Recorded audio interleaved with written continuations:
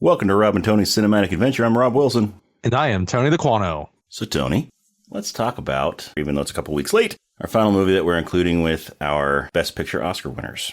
We decided to go with this year's winner to cap it off. And why don't you go ahead and tell everybody what movie that is, if they did not catch the Oscars this year. It has been a couple weeks, but in case you are not aware, that went to Sean Baker's Anora. Yes. Which it's fun. I used to be that I would catch just about all the nominees before Oscar night. I had not done that in a while, and I had considered making sure to watch it, at least Nora, before the Oscars, but I did not. And I'm kind of glad that I didn't, because then we decided kind of that night, Yeah. we were watching the Oscars, to go ahead and talk about it. And I'm glad that I'm kind of doing the first viewing together with you. Yeah, kind of get our reactions. Me too. Yeah, I'm very, ever since I saw this movie last weekend, I have been very interested to see what you have to say about it. I've been wondering what your take might be on it. I'm very curious. I'm looking forward to hearing what you have to say. Likewise.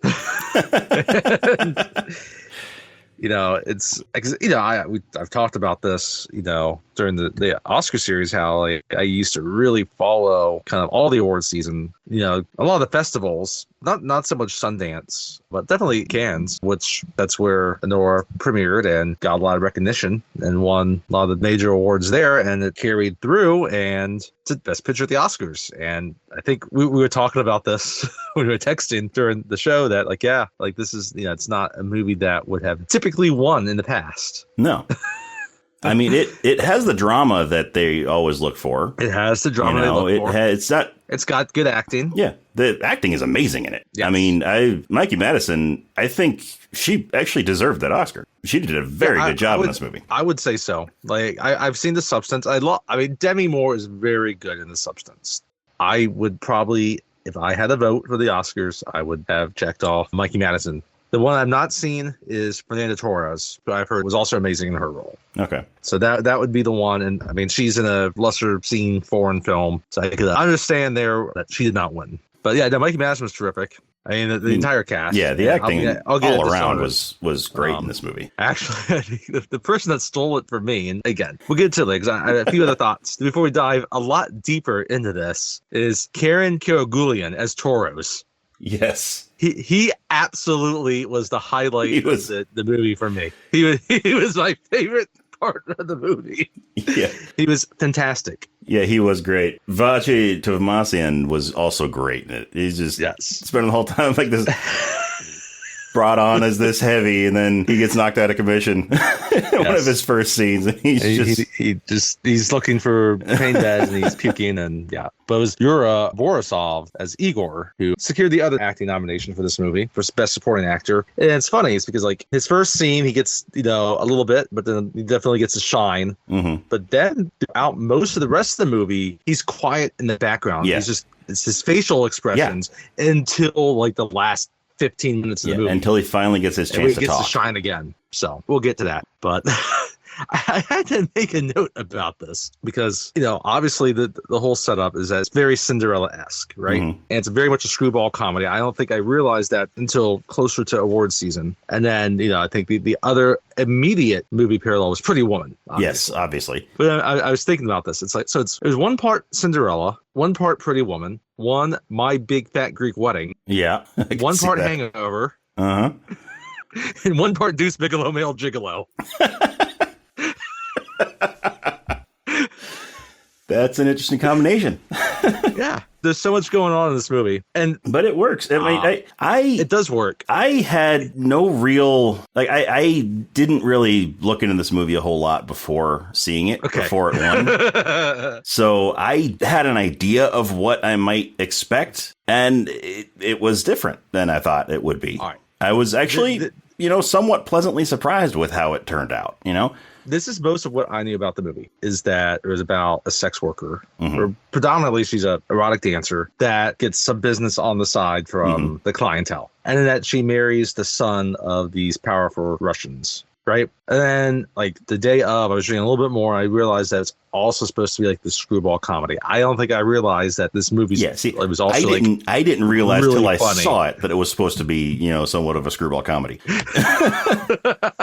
And those comedic moments in there, they really help to lighten the mood because it's a heavy movie. It is a heavy movie. So it really helps to lighten the mood a little bit. And, in those times when it's funny, it is actually funny. It was interesting to follow where things were going. Because for a while, people thought it was going to be Emilia Perez winning the Oscars. We won't get into all that drama and controversy. And then, so Anora kind of became the favorite again, but people were talking about The Brutalist and Conclave as other potential winners, but ended up being Anora. And I don't think I have a huge problem with that. It's interesting. It's a movie that's, for me, looking at it, and something that we talked about last month with No Country for Old Men, it really blends genres together and kind of turns them on their head a little bit. So it reminded me in some ways, since we're talking about the Coen brothers, and they blend genre brilliantly, a little bit of kind of the being kind of madcap in a way, kind of a little bit like Raising Arizona. Yep. Which we talked about with No Country also because of the bounty hunter parallel. There's Fargo, where you kind of have the bumbling crooks, right? And then there's also like Burn After Reading, which is also a movie that's just like kind of a screwball type comedy that ends a little bit more upbeat and tongue-in-cheek than Anora, which had completely changed its tone at the end of the movie. So I want to watch it again to get my full like grade on this movie. But it's very good. Yeah, I mean, it's definitely better than I thought it would be. Going into it, I wasn't sure how it would, I wasn't quite sure why it was nominated for Best Picture and won Best Picture. But then after seeing it, it has all the hallmarks of a Best Picture movie that the Academy looks for. Yes. Right? It may not be the exact subject matter that they normally go for. It may be, there may have been other movies. I honestly have not seen really any of the other nominees, I don't think, this year. I've seen Dune 2. And I haven't seen Dune 2 yet. That's where my vote would go, is Dune 2.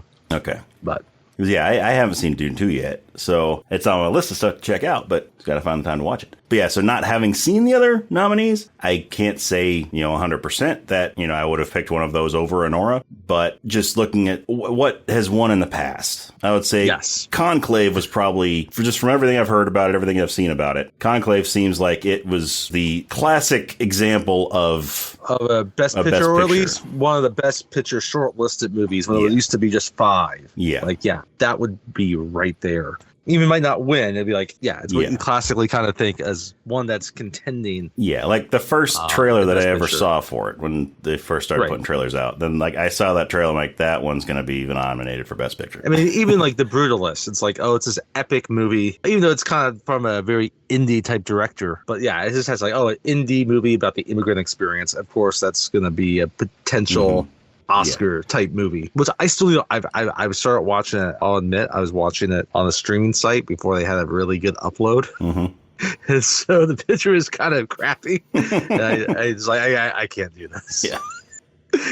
So yeah, I did not see Emilia Perez. I've sadly not seen Wicked yet. Which I guess again, I did see Wicked. So I guess I did see one of the nominees. That's an old style kind of class, especially back in the 50s and 60s when musicals were nominated all the time. Yeah, that's the type of thing right there. I mean, yeah, they don't get nominated as often anymore, like Chicago did, right? But yeah. Now, Wicked's a good example of more of a modern day one where that's an expanded field where they get to try to get at least one major blockbuster in. Yeah. Right. And that was Wicked this year. Right. And now, there's a few other ones that get scattered. It is good to see, with Anora winning, it is good to see, smaller, more independent movies getting the spotlight. And it's kind of funny because like Sean Baker is he came to my attention about 10 years ago when he did Tangerine, which I haven't seen yet. And I don't think that was nominated for anything. But then his next movie after that, I believe, was The Florida Project, which is one I really want to see. And Willem Dafoe was nominated for that. And I've heard that's a fantastic movie. So, and then he did Red Rocket and now this. But what I didn't realize about Sean Baker, because I said he first came to my attention about 10 years ago with Tangerine. But he actually first came to my attention well before that with Greg the Bunny.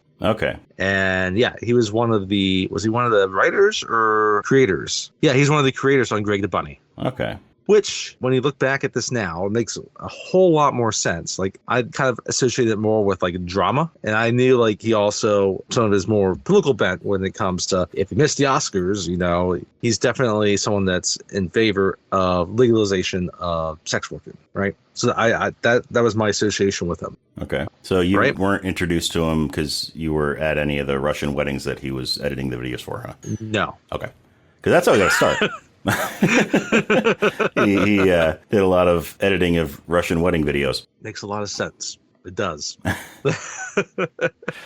But then when you look back and you see like Greg the Body, like, okay, well then like how funny this movie is, its parts actually makes sense. I think where my complaint would be with the movie is maybe the length. Yeah, it was a little bit long. Even though, I mean, 2 hours and 19 minutes, I think, is what it was. Yeah, which, I mean, it's not super long. It's not super long, but, you know, it was a little bit longer than it needed to be. For a screwball type comedy, I think you need to bring it in a little bit. Yeah, bring in, you know, again, under 2 hours would be probably a better length for this. But when I do this, especially for a movie that one's like Best Picture or some of these other ones, these are just kind of like little nitpicks. Sometimes when you're looking at the cream of the crop, you got to get to the nitpicks a little bit. So that's mostly what that is.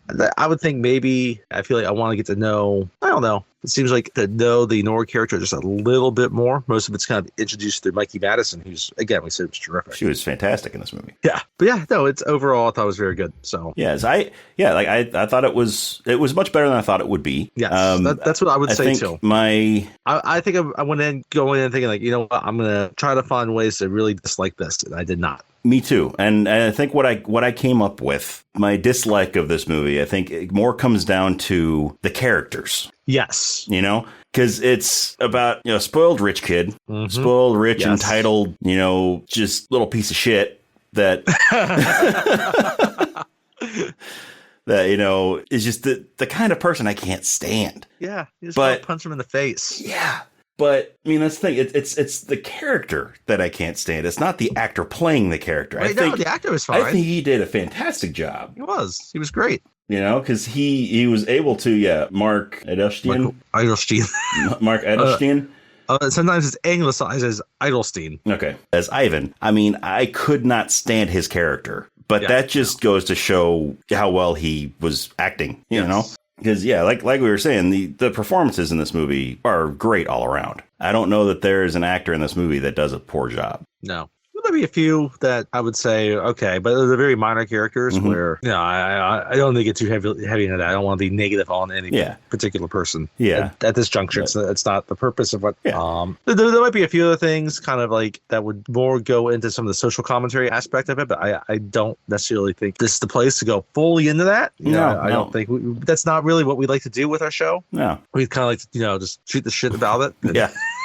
So, and I don't want to get into some of those other aspects of things. Yeah, it's not the time and place for it. At least it's not what we do, like I said. And don't want to distract too far from a movie that I largely enjoyed. And again, it's a movie that I don't think I fully expected to largely enjoy. Yeah, and one of those things that I was sort of expecting, and even as the movie, you know, was progressing, as I was watching it, I kept on thinking, you know, the movie is called Anora. It's named after the main character of the movie, right? And I kept on thinking, you know, thinking back to your Shakespearean plays. Yes. You know, typically if Shakespeare named one of his plays after the character in the play, you knew that was one of his tragedies. Yes. You knew that character was most likely going to die at the end. And spoiler alert, Anora does not die at the end of this movie. No, she does have a tragedy. She does have a tragedy, but, you know, and just then other movies that I've seen in the past that have a similar feel to them, you know, they would end up killing off, you know, the main character at the end, or, you know, it would go in a different direction than this one did.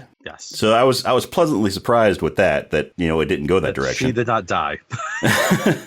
Or even just that, it could have been, you know, I wasn't sure if, you know, it's introduced early on that, you know, Ivan is the son of rich Russians. It's not really explained a whole lot. What they do, like why they're rich, if it's the Russian mob, if it's, you know, what it is, you know, and when these heavies come to the house, then, you know, are they working for the mob? Are they, you know, but no, he's the son of like an oligarch. Yeah. That sounds cool.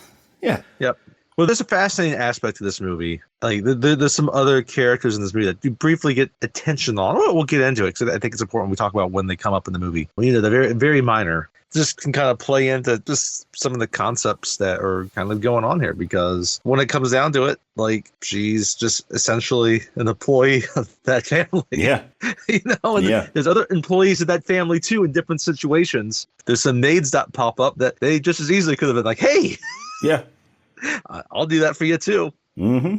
Work it over. But they clean it up. Yes, they clean it up. Which means they should be demanding more money. Yes, they should.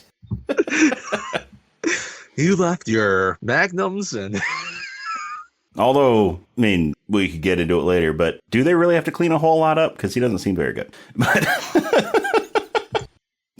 again, Nora doesn't care. Yeah, as long as there's money involved. Anyhow. Yeah, good movie overall. I'd love to see it again, at least once more, and kind of get a final opinion on it.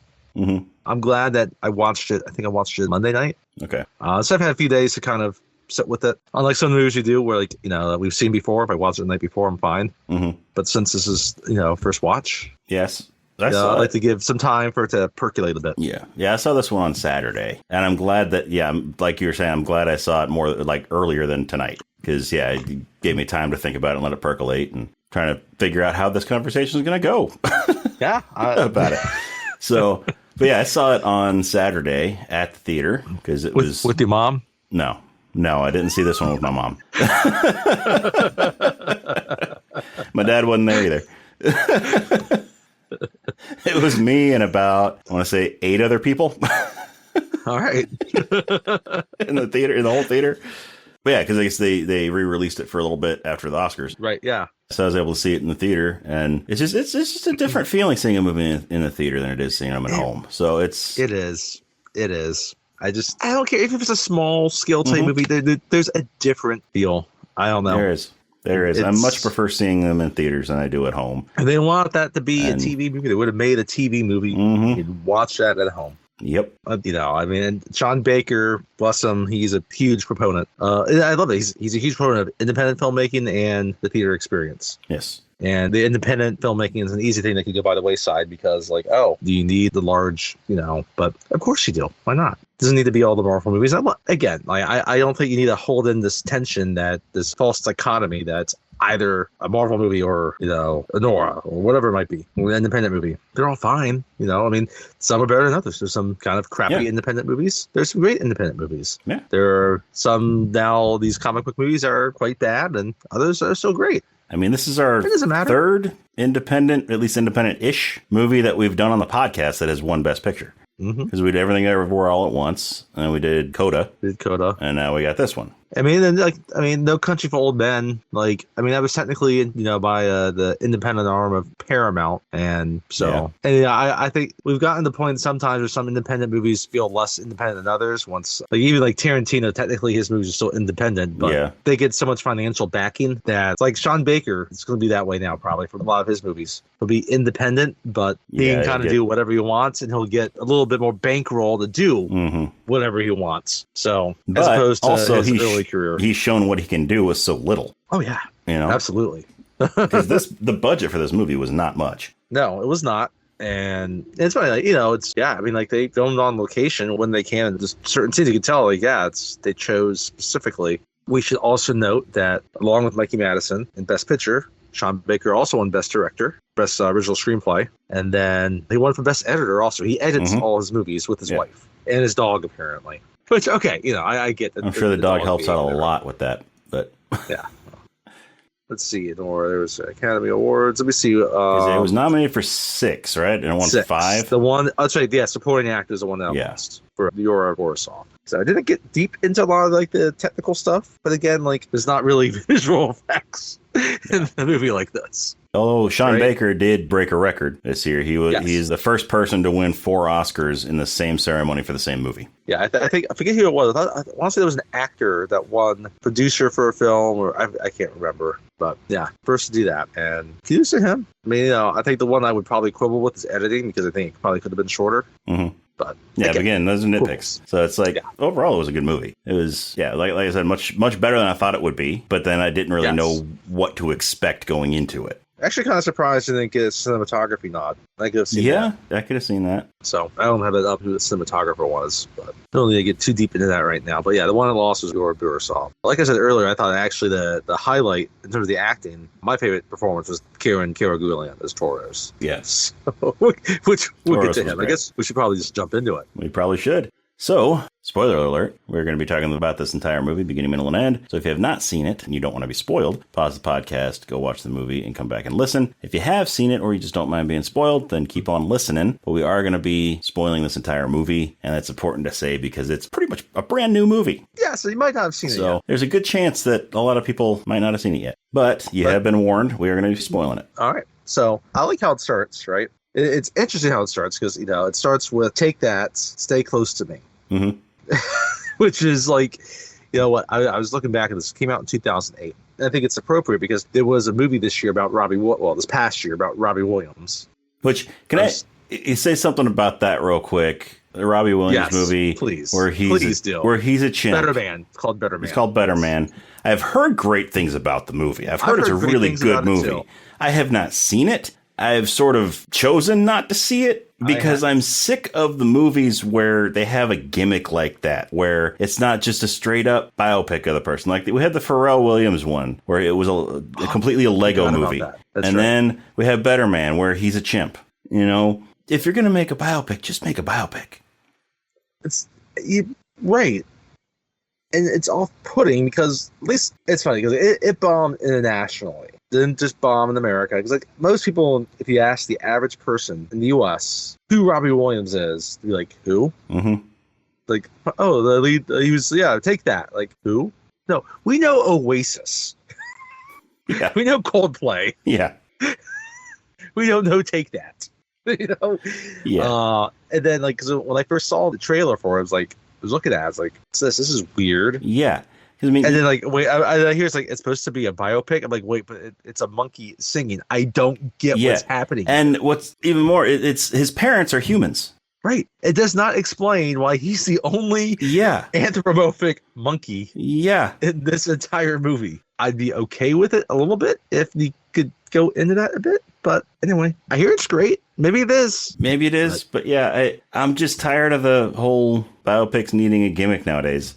So I've kind of refused to see it up till now. So yes. So anyway, but so it's Take That, but this is 2008. So Robbie Williams is no longer with the band. Mm. Actually, I think it's a good song for the movie, and they use it twice. And it's funny when I hear the music to it, it's like, oh yeah, it's like that sounds like the mid 2000s because it's like a song for the mid 2000s, mm-hmm. Right? A pop song for the mid 2000s, but it just jumps right into it. It just You're in a gentleman's club. Yeah, and it's just panning around, and there's multiple dances going on, and multiple businessmen, and we're in the middle of Manhattan, mm-hmm. and people going in and out of the VIP rooms, and that's not it's obviously not one of the cheap ones. It's not one of the high end ones either, right? It's not the creme de la creme, I guess, gentlemen's clubs, but it's not the sketchy ones either, right? It's all just kind of middle class white dudes there for the most part, and and it pans around just seeing what's going on, and they start focusing on some of the workers that are there, and mm-hmm. sometimes they're doing things together. It's a different man, and it goes on like this for a little bit, and then you see some of them talk to each other, including Anora.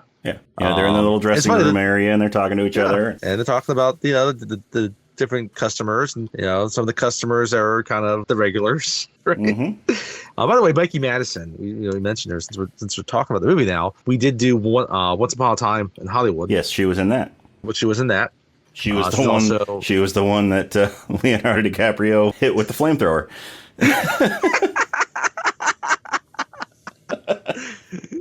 Sean Baker even thanked Quentin Tarantino for discovering her. Yeah, he did not thank Leonardo DiCaprio for roasting her. No, it was also fitting that Tarantino was the one that gave him his Oscar.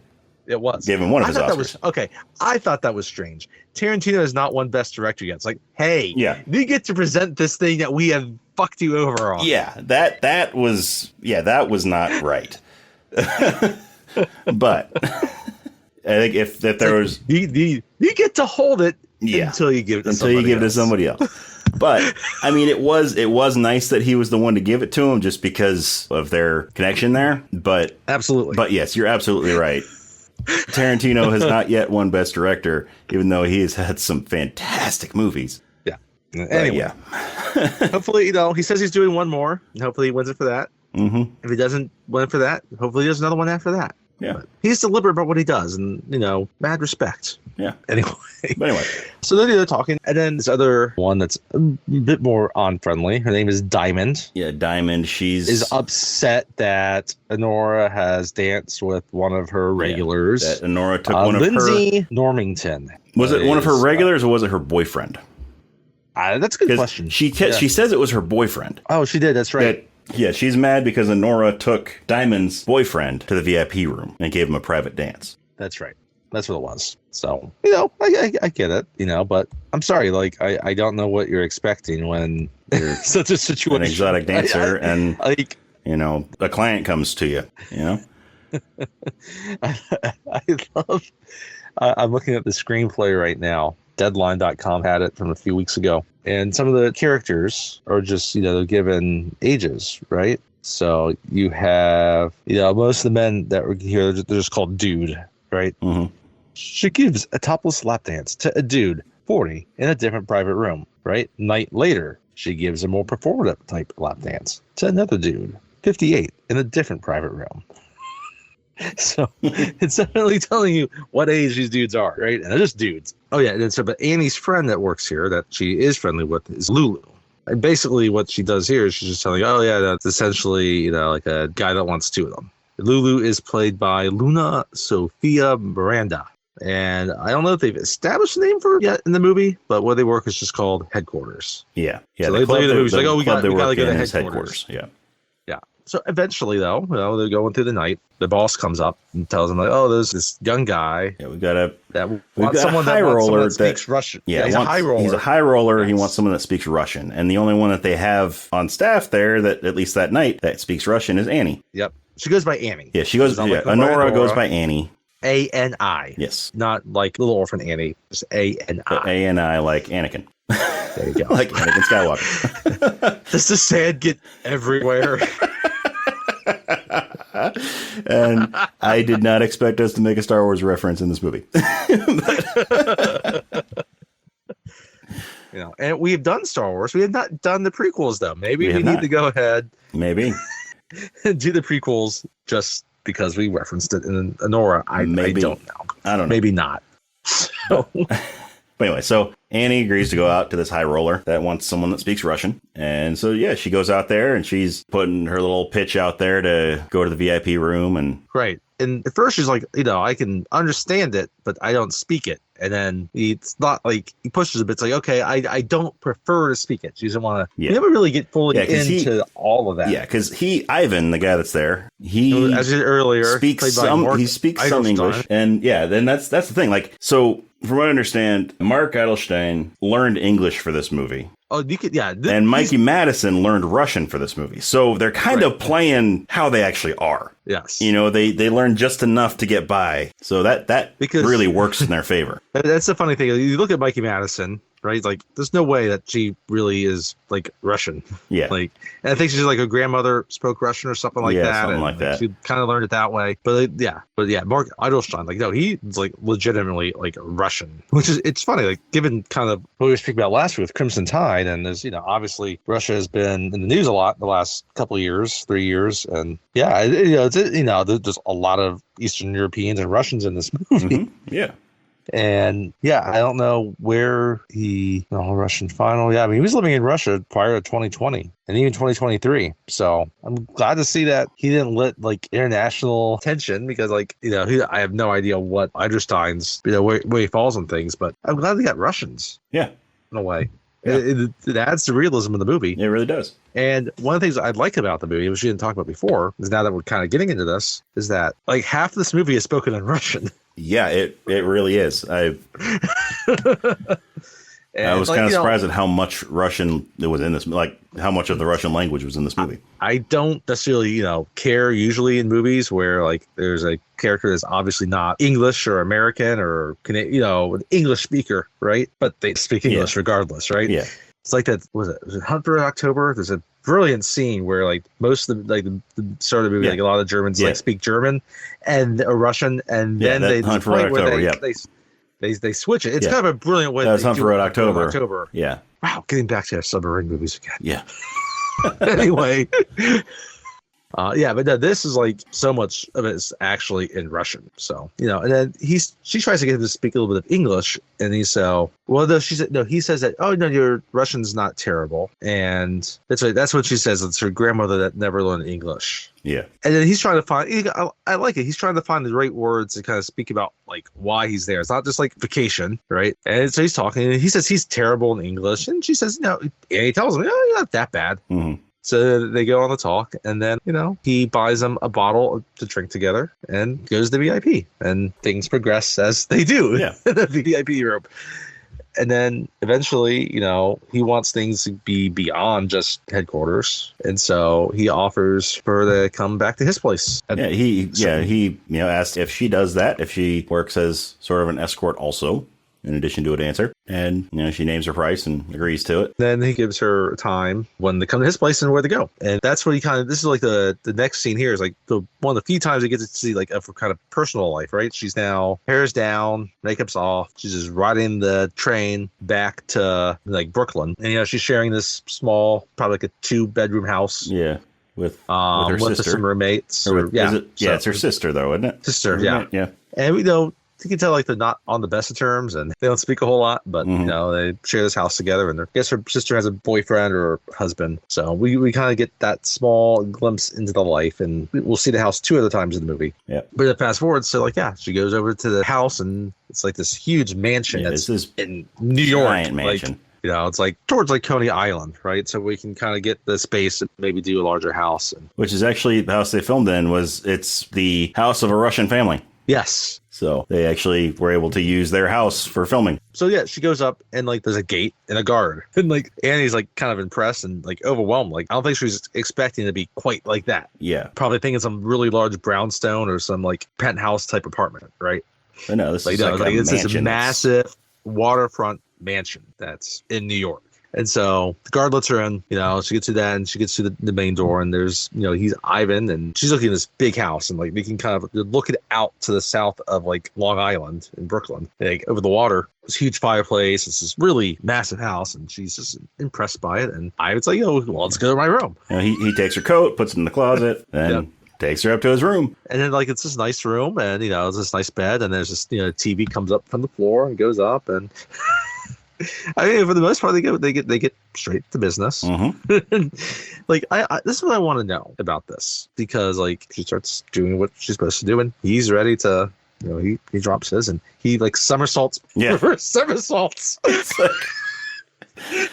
He's acting like a kid. Right? Was he practicing this move, or was he just acting like a kid? It was like what I want to know. Like, was this his first time? It's possible.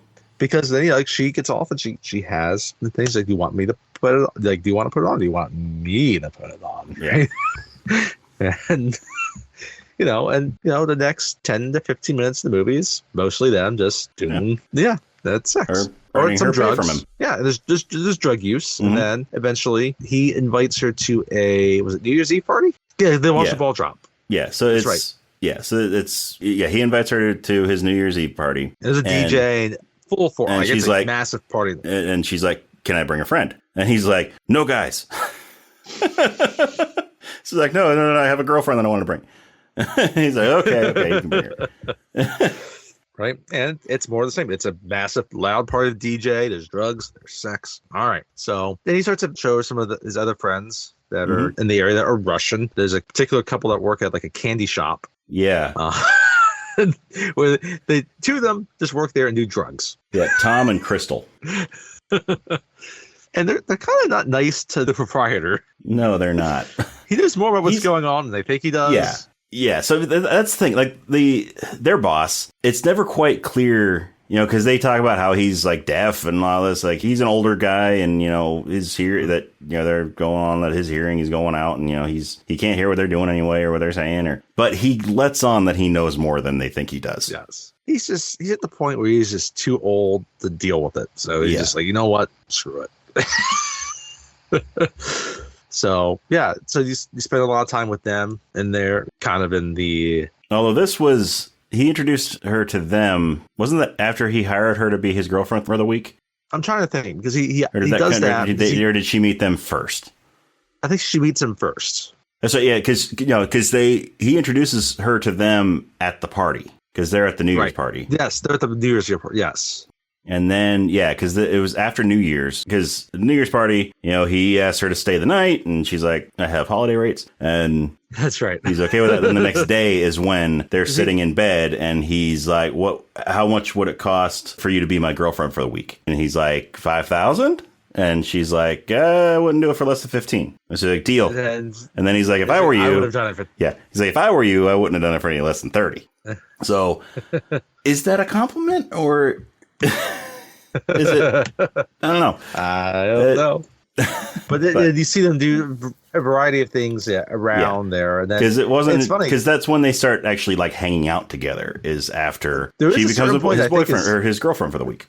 Is interesting. I think it's still before that happens. There's an interesting point where she comes over. She's supposed to be there for an hour, right? And they do, and they're done within 15 minutes. Within 15 minutes, less than that. Yeah, he just starts playing video games, and he's only got the video games. She's like, got a whole hour. You still got 45 minutes left. She's laying on him like a girlfriend. Would lay on a boyfriend. Yeah, just dealing with anyway. But she's like, you got another 45 minutes in your hour, and so he throws the controller down, and I don't think I'm a quibble here. I don't think he's at the point where he'd be able to get back that quickly. I don't know, but anyhow.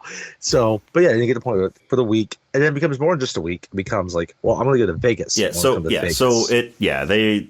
hanging out. He takes her to meet his friends and all that, and then they just make a spur of the moment decision to go to Vegas. And I think this is actually still that same week. Yeah, they go to Vegas. So they go to Vegas. They're partying in Vegas. They get to the casino. More just drugs, party, alcohol, sex. But it's like when they get to the hotel, they get to the casino, and the manager comes up, sees him there. He's like, dude.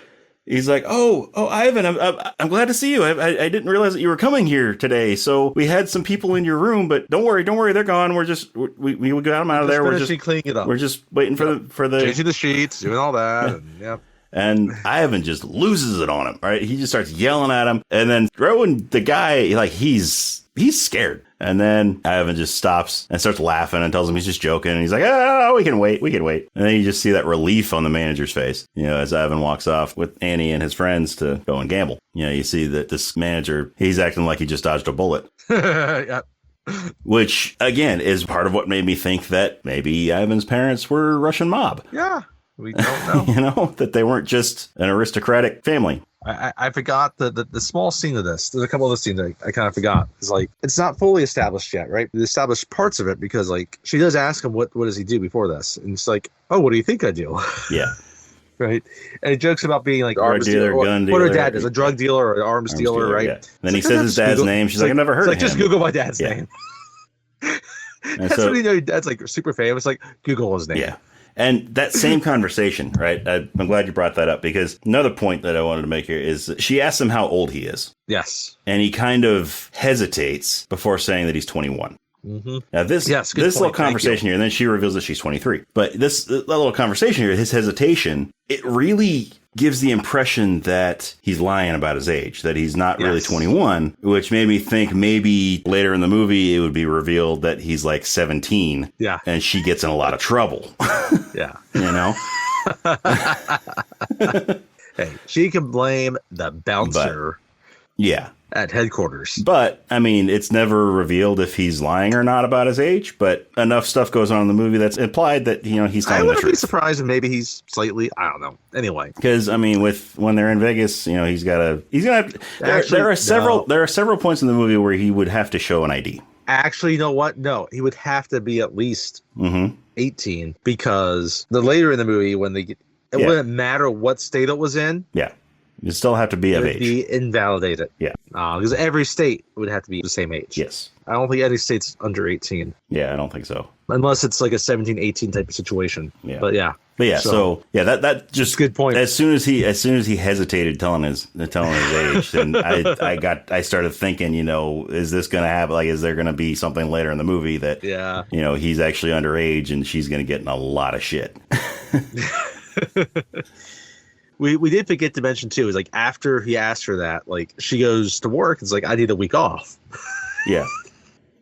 And of course, like you have the her boss. There's a woman that schedules it. Yeah. And she's talking to the boss, like, she's asking for a week off. Like, how could she do that? It's like, well, you're not giving me a 401k, or not giving me health. And all these benefits that any other job would give you.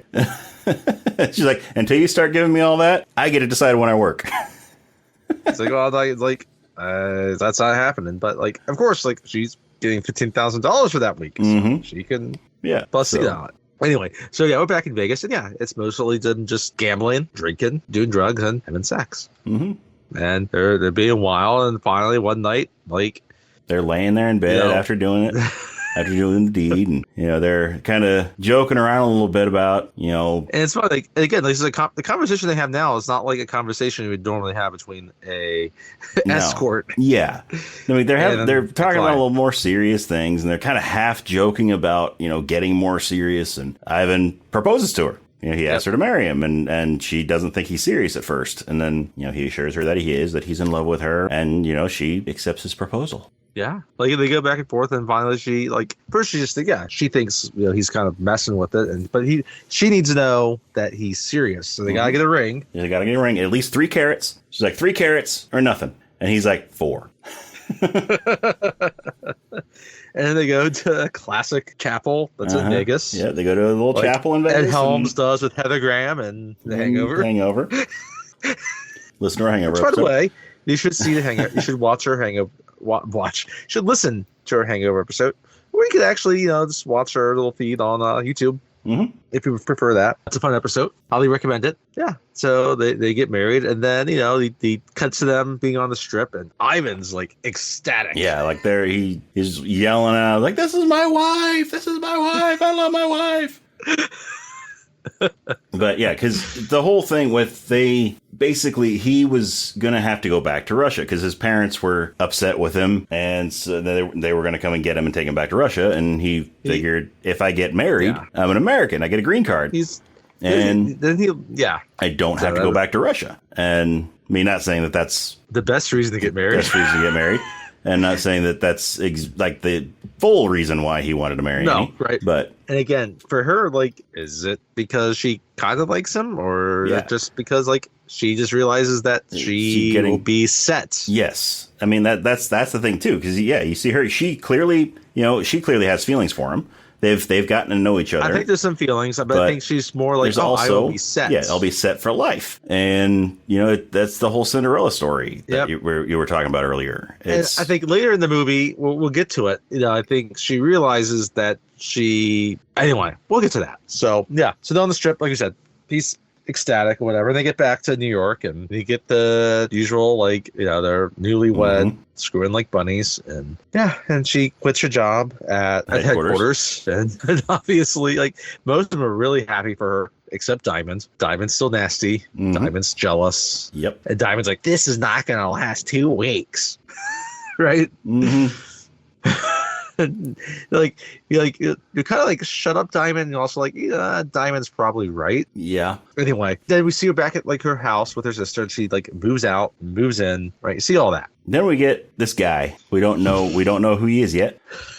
But he seems to be an Orthodox priest. Yes. Because he's vesting up. Yes. In the back, like a sacristy of a church.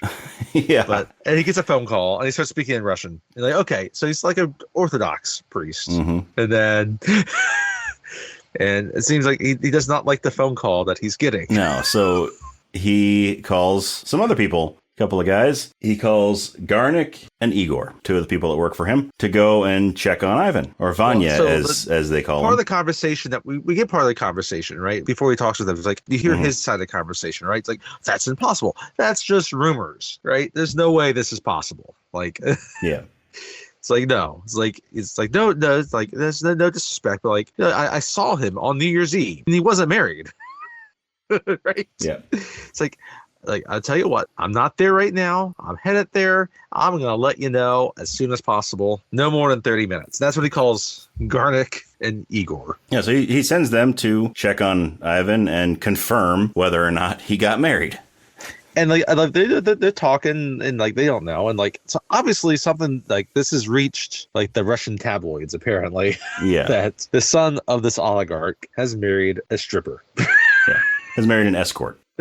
Right, both. So the guy that we're talking about, that's Toros. Mm-hmm. Right, so he's, again, Karen Kiragulian is the actor. Yeah. Right, and so he sends Garnick, Vachi Tomasian. Hopefully I don't Vachi Tomasian, who is he's Garnick and Toros are brothers, and the guy that's with Garnick, his name is Igor, and that's Yura Borisov. We don't really get much of a relation there, but so just you can tell Igor is a little bit newer to this whole job. No, he does. He's definitely not like related. He's newer, and he doesn't have that family allegiance, which I think is important. Yes, because again, it gets back into like kind of like not just like roles, but like these jobs. Like we've seen this point with all the people that had to clean up that massive mess from New Year's Eve, right? Mm-hmm. Are they that different from Annie? Not really. Yeah. And you have Igor, and he's just kind of being told what to do. You know, they're not all that dissimilar than what their relationship to this family is. Yeah. So anyway, Yura Borisov is Russian also, and a lot of the stuff he's done has been like Russian movies. It looks like other Eastern European movies. Karen Kiragulian, I guess, has done all the movies for Sean Baker. He's been every single one of them. Tangerine, Florida, yeah.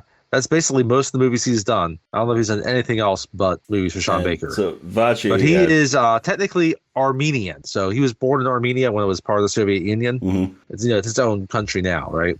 So Vachi Tomasian, he's Armenian, and he is, I guess, a very famous comedian in Armenia. Okay. Yeah, I'm looking here. He only has one other film role that was Lost and Found in Armenia. He plays Bido. No, not even Bido. That's BLDO. I don't know how you would actually pronounce that. And then, he's basically been in a bunch of TV series from Armenia. Stone Cage, which is a series he developed. So he's developed some of these things. Yeah. And Golden School, another series he developed. This! I want to find this show. This is the premise for Golden School with him. A robber hides stolen gold at a construction site while escaping from police. 5 years later, when he's released from prison, he finds out that a school has been built on top of the site of the buried gold. In order to find the gold at the school, he becomes a teacher at the school. However, he falls in love with an English teacher, and the flow of the series completely changes. Interesting. Interesting. The flow of the series. The flow of the series. So I guess it makes sense. He's a funny dude in this movie. Yeah. I mean, he has some of the more comedic moments in it. Yes, he does. What I think is funny though is when like it's okay. So we've done The Big Lebowski. Mm-hmm. We've done Once Upon a Time in Hollywood. Mm-hmm. We haven't done Goodfellas yet. We've done movies that drop the F-bomb a lot. Yes. This movie beats those movies, which is I thought was somehow impossible. I don't. Does it beat them? Because we did Deadpool and Wolverine. Okay, yeah, I don't know about that. Deadpool and Wolverine had 118 F-bombs. I have read this as over 400 F-bombs. Wow. Okay. Then this movie would blow that one out of the water if that's true. One of my favorite ones is like right after like Taurus gets off the phone. Like he gets off the phone and he's vested and he gets over to this priest, and so like he's the deacon, or I'm not sure all the roles within the Eastern Orthodoxy, right? Like he looks at the priest as he hands out the phone. He's like, "Fuck." Yeah. They're about to do a baptism. Yep. Anyway, back to Garnick and Igor, right? So the guard lets him in. Like it's like they want to like, is Ivan? They're like, oh yeah, Ivan's there, right? Yeah, so they get to the house and they knock on the door, and Ivan and Annie are on the couch, doing their thing. Yep. And once the knock on the door comes, and Ivan jumps up, puts his boxes on, and he runs the door, and he's still he's still got an erection going on. Yeah, because he kind of pulled out. Yeah. And Garlick's like, Ivan, we have to have a talk. He's like, I have a guest. It's like, Ivan, please. Yeah. He's like, not today. Goodbye. Go away. And all this is going on in Russian. And Annie's just like, Annie has no idea what's happening. Yeah. Yeah. Ivan didn't tell her anything about, his family, people that work for his family. Yeah. Any of this. So this is all a surprise to her. Yep. All he revealed about his family is that his parents are dicks. Yeah. And then so they're able to get the door a little bit open, and then Ivan tries to close it. He gets his foot there, and Ivan's like, you can't enter my home. And Garner's like, please just open the door, right? I love how Ivan's like, I don't have to listen to you, because it's funny. Like the unspoken thing about this is like it's obviously not Ivan's house. Yeah. So technically, they can get in there if they want to. Yeah. I mean, it's his parents' house. If his parents sent people, technically they can get in there. He's like, Ivan, your father sent us. And then Ivan's like, my father? It's like, well, no, Taurus. Yeah, Taurus says. Taurus works for my father. He's not my father. And so they call Taurus. And then they get in and they see her, and like Annie, she's got a shirt on, and she's got her underpants on, and like they're looking at her, and like, is that her? Yeah, is that her? Like, and then they get Taurus on the phone. They call him right in the middle of the baptism. He leaves it. And he leaves the baptism so he can answer the call. Right? And then Garnick's like, I need to see this marriage license, right? Yeah. And Annie's still really confused about what's happening. Yeah. Right? She wants to know why these two Russians just busted into the house. And Annie's like, who are they? And like, he's like, oh, they're my father's monkeys. And like, it's like, and he tells him where the marriage certificate is. And it's in the office, in the desk. Right. And I love how we've got the house has an elevator, right? Yes. Because that was one of the things when she was describing the house to her friend before they went to the Halloween party, before they went to the New Year's party. And, she's like, this house is so big, it has an elevator. So I love this scene. Like, so Ivan and Garnick, they go to the desk in the office to get the license in. Igor and Annie sit down, and Igor looks like he doesn't know exactly what he's supposed to be doing. He just knows he's supposed to go over and help. Mm-hmm. Right? And he looks over at her. He's like, congratulations. Yeah, congratulations. He's all awkward. Which kind of makes what happens in the rest of the scene kind of even more awkward. Yeah, and funny. yeah. But it's like, so Igor, throughout this movie, you could tell he's, like you said, he's really unaffiliated with the family. He's, just he works for them, and that's about it. And he's really the only person in this entire movie that sees Annie for who she actually is. That doesn't see her as a sex worker. Doesn't see her as an escort or a stripper or whatever you want to say. He seems to be the only one that actually sees her as a person. And I kind of, and probably more often than not in this movie, I mean, you can tell he's like awkward in just about every scene that he's in this whole thing, because he's trying to, he's got a job he's got to do, but the situation is kind of awkward, so he's kind of awkward. But more often than not, it kind of, at least to me, watching it, kind of came across as a little bit creepy on his part, yes, or could be interpreted as creepy. Mm-hmm. When it's really just like awkwardness, because it's not how the other guys are acting. It's not. No. Well, she asked, like, so I kind of found part of it. So it's like,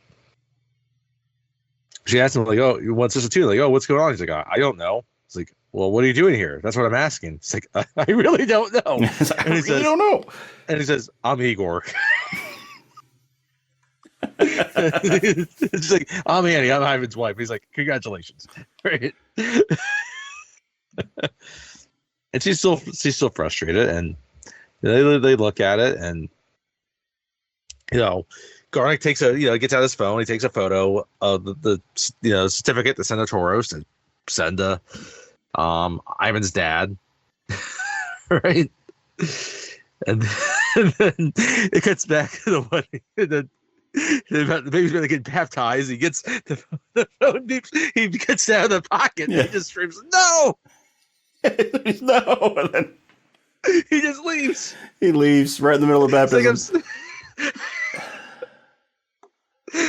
And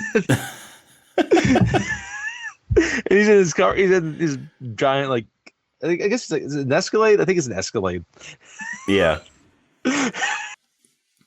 So he's on his way to Ivan's house, or Ivan's parents' house, and then they tell him they tell the two of them to stand by. It's like, well, you know what? I just gotta stand by, right? Yeah. So Garnick and Igor are told, or Garnick is told to keep them in the house until he gets there, till Toros gets there.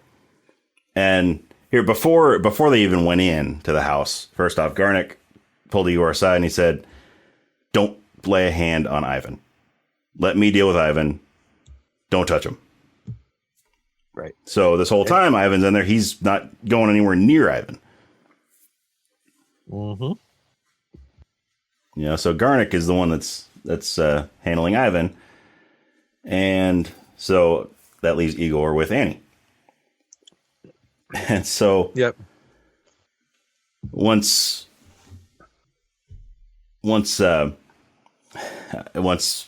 Ivan finds out that Toros is on his way, Toros is on the phone. They got him on speaker, right? Yeah.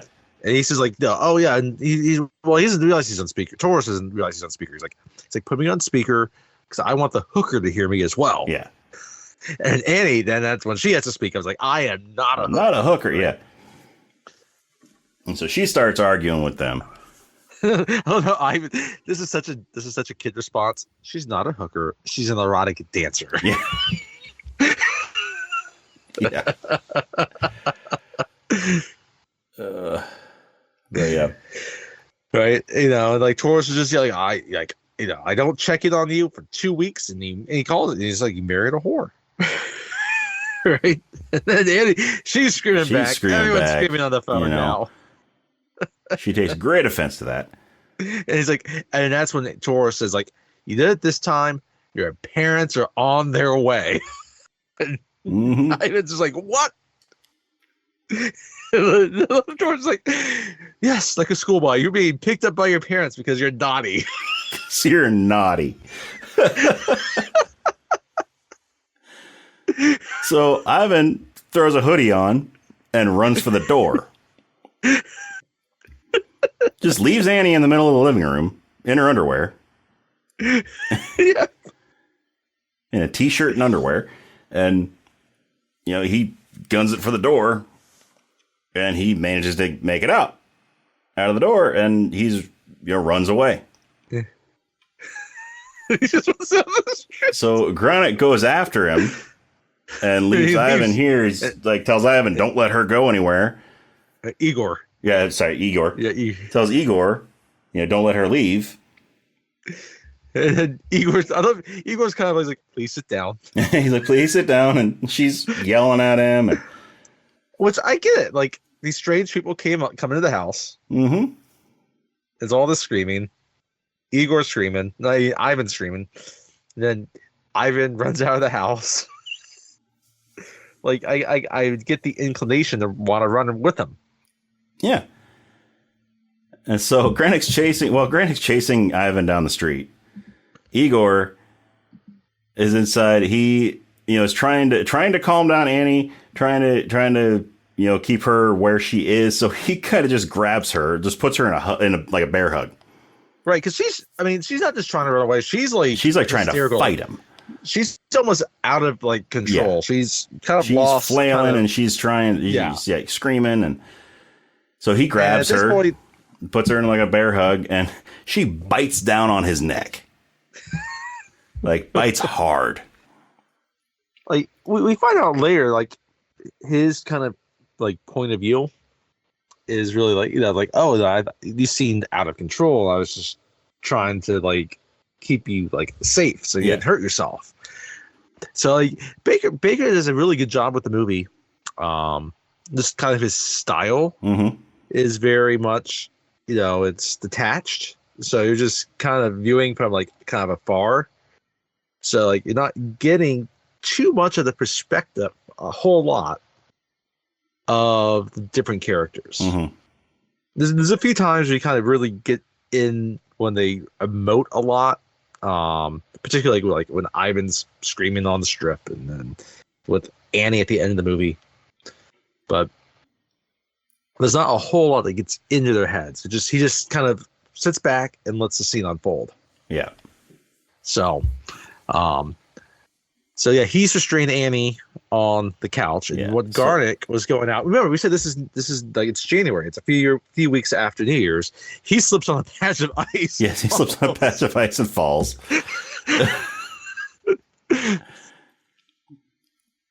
Right, and Ivan gets away. Yep, Ivan gets away. This is Taurus comes in soon after that. Well, first off, Ivan or Igor is in, and he ends up taking the phone cord and tying up Annie's arms. Right. Yeah, he takes ties her hands behind her back, and this is just, she's terrified at this point. She doesn't know what he's going to do to her. And he's just, which Grant was not a smart move by Igor. Yeah. But, at the same time, like he's been given a narrow piece of information. Yeah. So he's in there. He's holding on to her. He's kind of sitting on the couch because she's sort of pushed him back. So he's kind of sitting on the couch, holding her on his lap. Kudos to them in the year 2024 for having a landline. Yeah. Yeah. I thought about that too when I was watching. Like, there's a landline in that house. But yeah, so when Granite comes back, Igor is basically sitting on the couch with Annie on his lap, and he's got his arms around her, trying to hold her still, trying to keep her from getting up. And Igor's trying to say, can you help me tie your legs? He's like, no, we're not going to tie her legs. Like, why did you even tie her hands? He's like, because she's fighting me. Trust me, she needs to be tied up. She's a wild animal. She's a wild animal, yeah. And so Gronick comes closer to try to get him to untie her, and she kicks him in the face. He's like, she broke my fucking nose. She broke my nose. And so then he agrees that she needs to be tied up.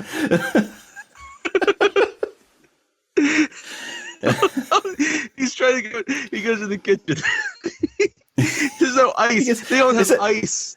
Is that tortellini that he gets out of the freezer? With tortellini, dumplings, pierogi, it's something. A bag of something. He just uses an ice pack, puts it on his head. He's sitting on the other couch across from Igor and Annie. and Taurus got, was like, walking in. Her scarf. That's like her gag. Yeah, right? That's right. They had gotten a scarf and gagged her with it because she was yelling rape. Yes. Well, yeah, she's just yelling that. Starts like, what screaming are you doing? Rape, and then like, what are you doing? What are you doing? We're not trying to hurt you, but she's just screaming. And finally, they grabbed a scarf and used it as a gag. And so finally, Taurus enters the mansion, right? And then he looks at her. She's all tied up and slid up. And he's like, "What's happening?" He's like, "What happened here? This? What happened here?" And he sees she happened. He sees Granick, and he's like, "You're a big man. She's a little girl." He's like, "She's a little woman. You're a big man." And Granick's like, "She doesn't fight like one."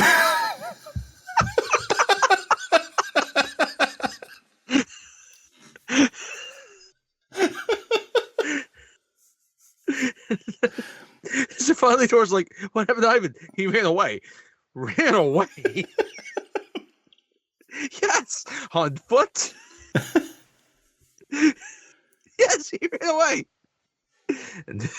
And Tor's like, oh my God. And then it's like, I tried to stop him. You had tried? You just stop him. There is no try. He's channeling his inner Yoda. Yeah.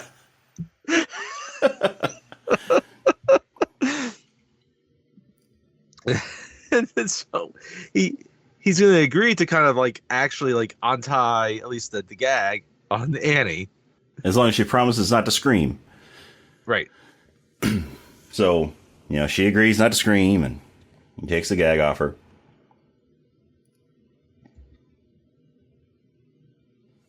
And then there's just asking like, well, where's Ivan? She's like, well, I don't know. Right? It's like, yeah, she's like, so, I want to see my husband. She's like, where's Ivan? I want to see my husband. Or where's Vanya? Yeah, Vanya. Right. Okay. So she's like, well, I don't know where he is, but like, there's like, well, call him. It's like, well, where's your, like, it's like, well, where's your phone? And, they tell her where it is. She says where it is. They bring it over, and he doesn't answer. Mm-hmm. It's like, oh, that's some husband. He runs off on you and then doesn't answer your call. Right? Which, it's kind of true. Like, he split. He split, left her behind, and is that really the kind of husband you want? Little bitch. But that's a different movie, but mm-hmm. And I love how Annie's just trying to like, oh, they attacked me, they forced their way in, this is my house, this is Ivan's house, and they're like, right? It's not Ivan's house, it's Ivan's parents' house. He's just staying here while he's in America.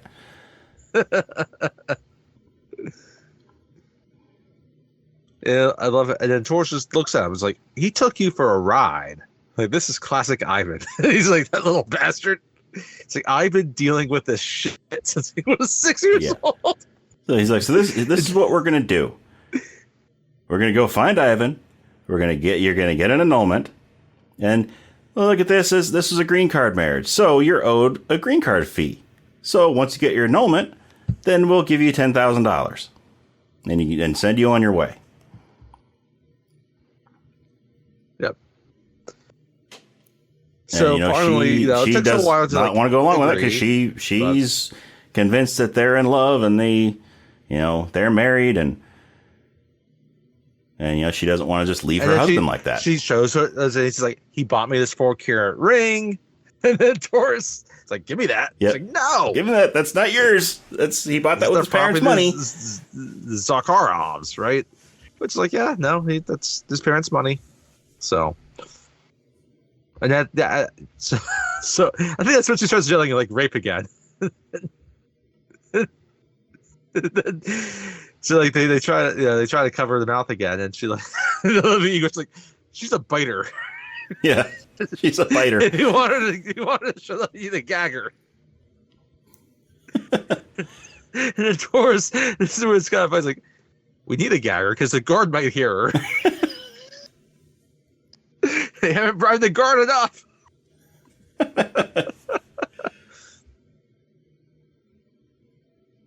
Yeah, and so then they get, Taurus is back, he's smoking, and it's like, okay, he gets the lowdown of when they're landing, right? And now she's still like bound and gagged again, and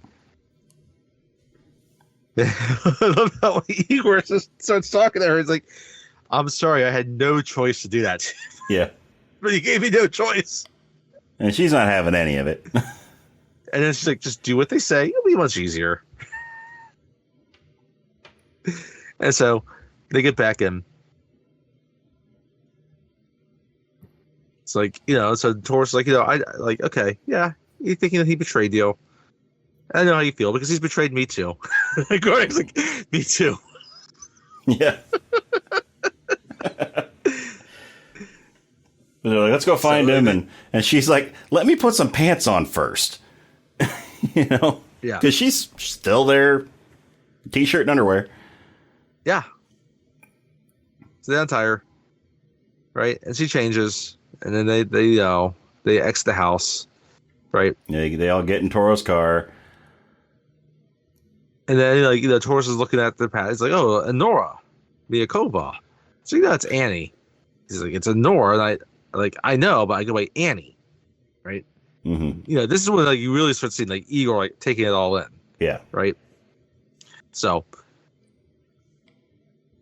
and then the Tauros and Garnick, they sit up front, and then Annie and Igor sit in the back. Annie does not want to sit in the back. No, she does not want to sit with Igor. Garnick's like, "I'm not sitting back there with you. You're the fucking psychopath." Meanwhile, you can tell both his eyes are getting black, dark circles around him. It's starting. It's his broken nose is starting to show. He should probably go to a doctor. Yeah, because what we find out very shortly is not only is his nose broken, but he has a concussion.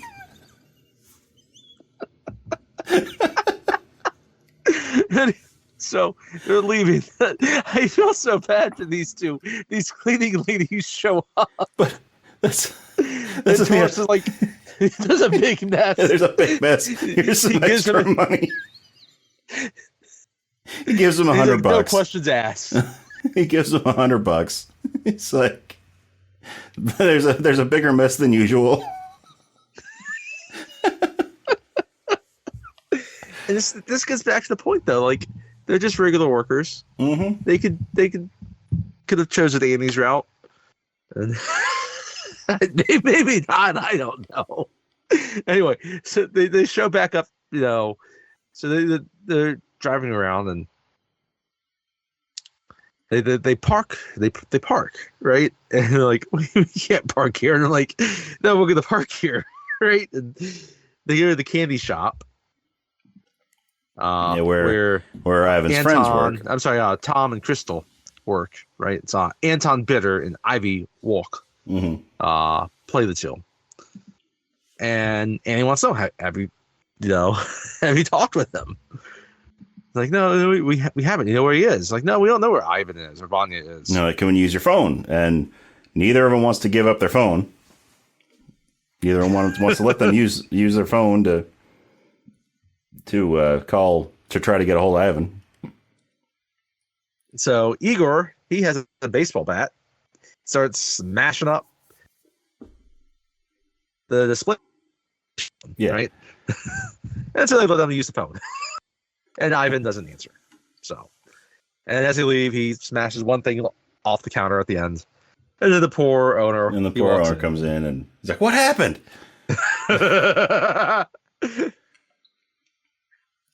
Fired. Which is okay because I didn't like him.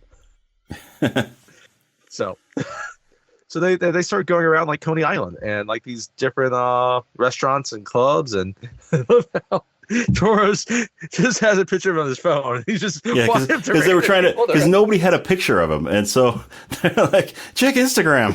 I don't have Instagram. I'm an adult.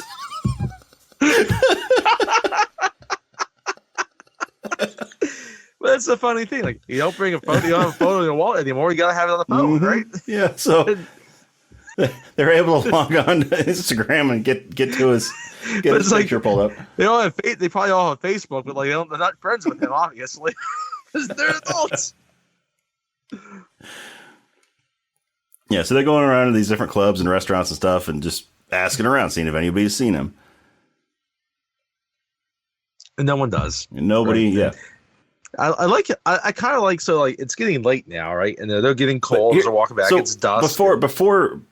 Before this, so I thought it was interesting when they were walking out of the candy store, right? Mm-hmm. When they're walking to the car, you get sort of that wide shot of, the water out there with the sun setting. The Coney Island boardwalk. Yeah, and the sun setting. The Coney Island boardwalk. You got the sun setting over the water. And Igor is still carrying that baseball bat. Yes. And as everybody's getting in the car, he just goes and throws it toward the water. He just throws it. He goes over the boardwalk, and he threw that thing hard. Like I said, he did. They cut the scene before you actually saw it drop. So, you kind of wonder if it made it to the water or not. Yeah. Good chance. He just tosses that thing. It's interesting little. I just thought that was an interesting shot there. That I would love to like read it more. Like, yeah, this is a good point. Like, was it scripted? Mm-hmm. Or if it wasn't scripted, was it something that was directed, or was it a character choice by the actor? Yeah. Because you get the sense, like, he's in this role, but it's not a role he wants to be in necessarily. It's just his circumstance. Yeah. I don't. So, like Taurus does not want to have to handle this little boy. No, he does not. He just wants to assist in baptisms. Yeah. So, but yeah, so this whole time they're driving around New York, and Gronick keeps getting worse. Well, not before we get to that. So, like, they get back to the car, and you're wondering, like, they make a point, like, well, you think about it, as soon as they park, it's like they're gonna get towed or ticketed. So they get back to the Escalade. Well, it was even before that, though. Before that, so Gronick's complaining about his headache, about his head, and he needs some sort of medicine for it. He needs some sort of like Advil or some painkiller. And Igor gives him a handful of pills. That's right. And he's like, "Don't take them all at once." And he just throws the whole handful in his mouth and just takes them all at the same time. That's right. That happens first. Because then they get back to the car. It's nighttime now. And it's interesting, like, there is a contrast. So, like, when, the week which they're supposed to be dating, then it's kind of vibrant and fast-paced and full of life. And these scenes now, like, it's like hilarious. It's like a screwball comedy, but it's dusk. It's bleak. It's the middle of winter, right? Mm-hmm. It doesn't have that same energy. It's a nice contrast between the scenes, right? And so they finally get back to the Escalade, and it's finally up on the tow. The tow truck has it up, right? Yeah. The guy's like, I have it up already. Yeah, because they parked in front of a concrete barrier. The road was blocked off, so they just parked right there. And like, I think Garlic said, like, you can't park there. Yeah. Taurus doesn't care. And so, he gets back into his car because he's got the keys. And he just turns it on and he drives it off Have you listened? Did you listen to what the tow truck driver was saying during all this? When Taurus is arguing with him, right? And he's arguing with him. He's like, "Look, man, this is my second week on the job. That's right. I got to do this. I'm just doing my job. I'm just trying to. It's nothing against you. I'm just trying to do my job. This is my second week. I'm gonna get fired." I'd like that little aspect because, again, it gets back to just someone that's doing a job. Yeah. This whole movie is full of people that are just doing a job. It's different jobs, but it's everybody in this movie. It's a movie about workers, whether it's sex workers or other types of workers. And so, but he drives it off. Right? And like, I can't imagine the damage he did to his. I know. Like doing that. He at least ripped the bumper off the front of it. And then who knows what else? They all get in. I'm sorry. This might be my favorite line of the whole movie. And the drive off. The tow truck driver just screams, "Fucking Russians!"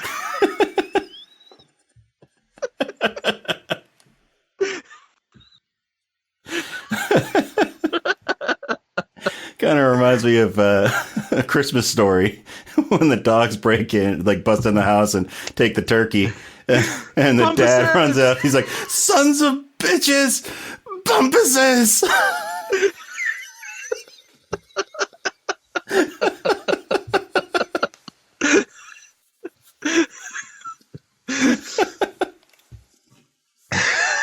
So, we finally kind of cut back and we get the scene where Ivan goes down to headquarters. Right? Yeah. And of course, Diamond sees this. Diamond sees him, and she's like, Diamond "Oh, I'm going to get back at Annie." So Diamond goes up and gets Ivan's attention, and takes him back to the VIP room. And of course, Lulu sees this and texts Annie about it, right? And it's like, they're at headquarters. Like he went back to headquarters. Meanwhile, Grunick, he's feeling the effects of these pills, and he's getting lightheaded, and he just throws up all over himself.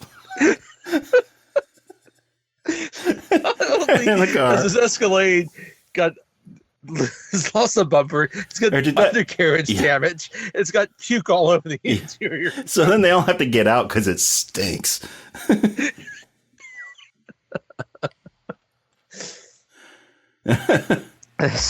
So they finally get to headquarters, and then they get in, and like Annie is pissed. And so because Lulu tells her that Ivan is with Diamond in the VIP room, and so she's going up there, and like the word quickly spreads to all the other dancers. And I think it's hilarious because they just stop what they're doing. Yes. All these ones are in VIP rooms with these guys. They just stop what they're doing. They get up, they go. These guys are looking all around. What's happening? I want my money back. So she gets to the room where they are, where Ivan is, and gets Diamond off of him. And Ivan he's out of it. Like he is completely wasted. Yes. Yeah, he is. He's like incomprehensible wasted. Poisoning. So right. She's trying to talk to him, trying to explain what's going on.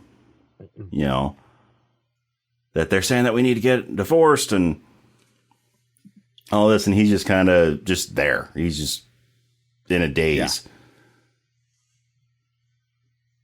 Yeah. And so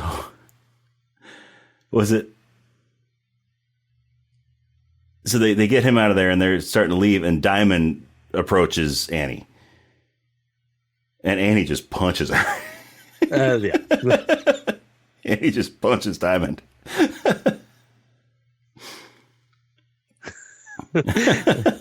Yeah. And then they get out of headquarters, and that's the last we see of Diamond in the movie. Yeah. But so they, because Toros had talked to the family lawyer. Yeah. So it's funny, he was able to arrange for them to meet with the judge, the following morning. Yeah. So they pull up, and they're like in the front of the courthouse there in Manhattan. Right. And Taurus is explaining like everything to like Ivan, like, your parents are they're gonna disown you if you don't write this, right? Your mother is crying. Your mother, you made your mother cry. You made your mother cry. Yeah. Which meanwhile, Ivan is still out of it. He still doesn't understand what's going on. Yeah. And then he just kind of like, oh, I have to go back to Russia. And he's like, no, I can come with you.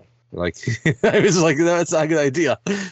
And he's like, he's still out of it, right? Mm-hmm. And but before they got to Ivan, when they were walking outside, I forgot this. Before they got back to HQ, they're walking, and it's getting cold out, and Annie's wearing this fur coat. That's right. And she keeps on pulling it up over her neck, right? Because her neck's getting cold, and Igor is walking next to her, and he pulls the scarf out of his pocket. He's like, "Here, put this on," and she's like, "You kept that?" It's like, why the hell did you put that in your pocket? The scarf that they were using as a gag. And so she reluctantly takes it and, wraps it around her neck and uses it as a scarf. But that was just another funny little exchange there.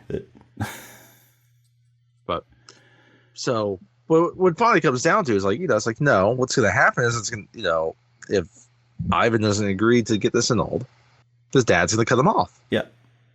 And, it's kind of funny. I don't think she fully put together at any point within the situation, right, that money that is coming is not Ivan's, it's his dad's. He doesn't have a job. And so, like, she'd be screwed either way on that. So,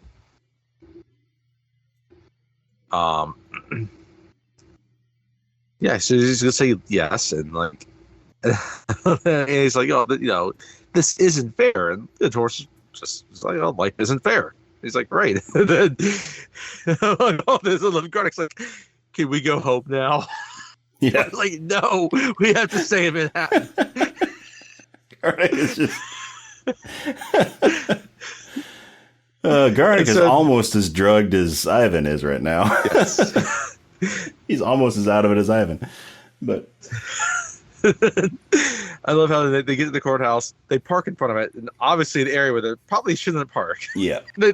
They wait. The family lawyer comes out. They're in a beat up Escalade. Doris is like, all right, wake up. There he is.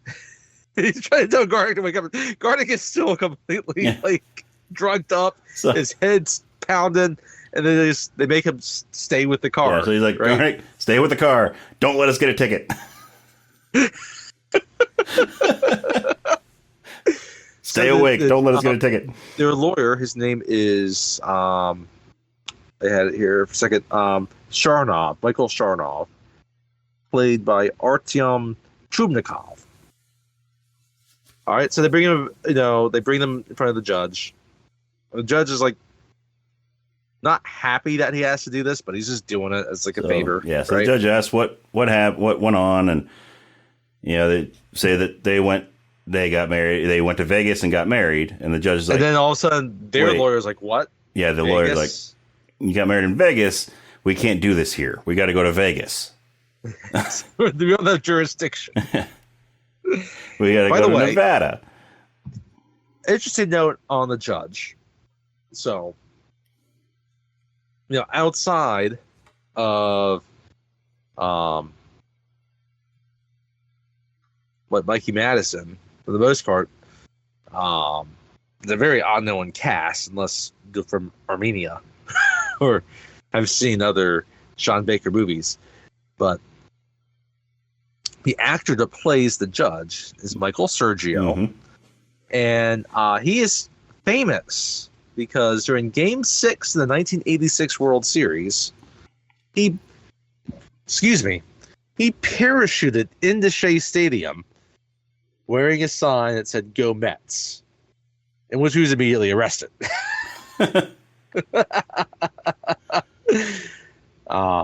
He was eventually released, obviously, but but he actually was in. There was a kind of a cult classic horror movie if you're a horror film fan, The House on Sorority Row. So, so he's done a bunch of other directing of things, and he's yeah, I mean, according to IMDb, he's only got 13 acting credits. Yeah. Doesn't do a lot of acting. He's done a lot of directing film. And then he had that moment where he parachuted into the World Series. So not like a household name, but someone that has some notable moments, right? So they then have to get to the airport, and because they're Russian oligarchs, they're not even flying business, they're not flying first class. No, so first off, they need to get all this done in the morning because Ivan's parents were going to be showing up. That's right. They're going to be their plane was landing at noon. They want it done by the time they have wheels on the ground. Yeah. And now that there's been a wrench thrown in the works because they got married in Vegas, so they can't do it in New York. They got to go to Nevada. And so the Zakharovs show up. They drive to the airport and they meet the Zakharovs, Nikolai and Galina. They're on the private airstrip within the airport. Yeah, they get off, and Annie's kind of excited. She thinks, I can talk with them. I'm going to make this right. Yeah, because earlier in the movie, she was asking, before all this happened, after, between the time when they got married and when Garnick and Igor showed up, she's like, when do I get to meet your parents? I hope your mom likes me. And Ivan's like, you're not going to meet my parents. My parents are dicks. So when Nikolai and Galina Zakharov get off the plane, she walks right up to Galina, Ivan's mother, and introduces herself and, trying to be all, polite and proper, how you should be meeting your mother-in-law for the first time. And Galina is not having any of it. She's pissed. Yep. And this whole thing, first you have Nikolai walking down the stairs for the plane. And he's just kind of, I've got some bad news. Yeah. he's like, more bad news? Like, yeah. And he's just kind of, but then happy. Then his wife comes down. Happy. And you can tell his wife is the one that wears the pants in that relationship. Oh, yes. Hey, maybe she's one of those, German Olympian athletes, some top secret. Maybe. She didn't seem quite as big as them, though. No. Or quite so mannish.